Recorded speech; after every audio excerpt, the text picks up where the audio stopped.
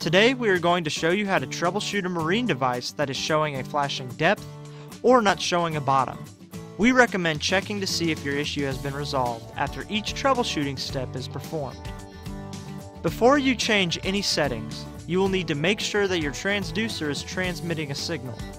You can do this by tapping Menu and ensuring that Transmit is turned on. If this does not fix the issue, the next troubleshooting step is to restore the settings to factory default. Begin by tapping Menu. Now tap Sonar Setup. Then tap Installation. Tap Restore to Factory Settings. Tap Yes to finish restoring to factory defaults.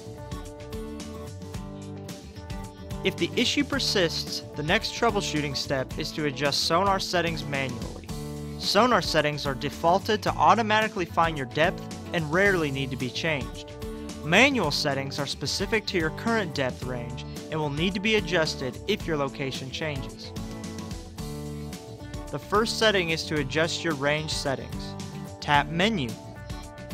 Tap Range Settings. Here you can set the bottom level of the screen.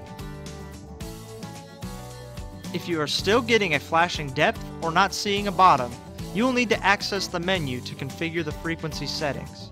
The frequencies vary depending on the equipment that is being used.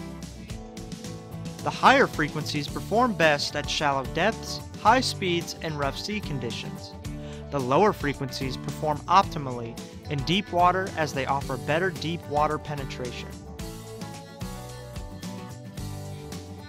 If your issue continues, you will need to access the menu to adjust your gain settings. Then tap Gain. The lower sensitivity is used for denser floors like rocky bottoms. The higher sensitivity is used for softer floors like mud-covered bottoms.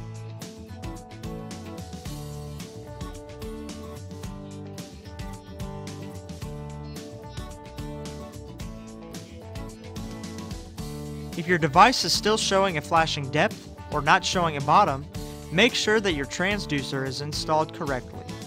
And that's it. Thanks for watching. For more help, visit support.garmin.com.